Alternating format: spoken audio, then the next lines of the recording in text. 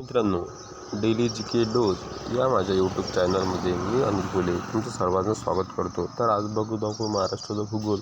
त्यामधील महत्त्वाचा टॉपिक आहे वन्यजीव अभयारण्य. एखाद्या विशिष्ट प्रजातीच्या संरक्षण आणि संवर्धनासाठी वन्यजीव अभयारण्य स्थापन केली जातात. भारतातील प्रमुख वन्य अभयारण्यांची संख्या आहे 543.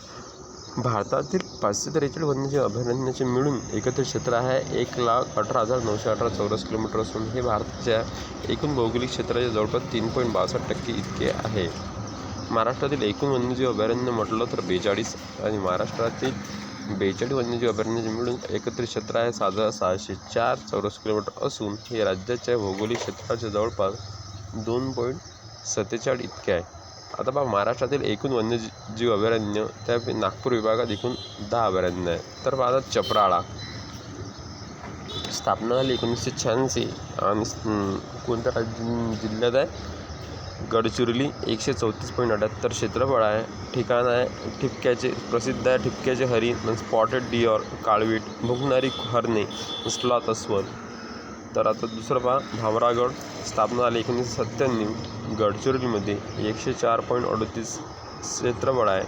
बिबट्या आणि उडणारी खार तिथं आढळते. अंधारी स्थापना 1986.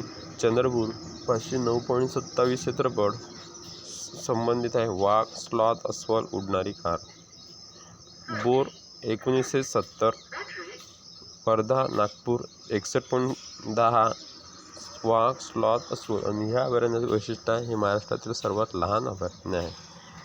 तर पाहता नागझिरा 1970. गोंदिया, भंडारा क्षेत्रफळ 152.81 वाघ, पॅन्थर आणि नीलगाय सापडतात. नवे बोर 2012.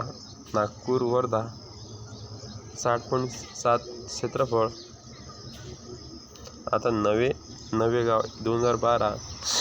गोंदिया 122.76. आता नवे नागझिरा 2012. गोंदिया 151.33. उमरेठ खांगला 2012.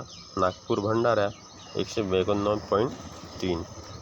मनसिंगदेव 2010. नागपूर 182.59.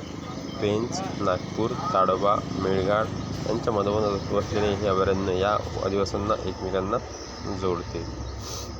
याप्रमाणे आपण महाराष्ट्रातील वन्यजीव अभयारण्य बघितले. तुम्हाला जर हे लेक्चर आवडलं असेल तर लाईक करा, शेअर करा आणि सबस्क्राईब करा. Thank you so much.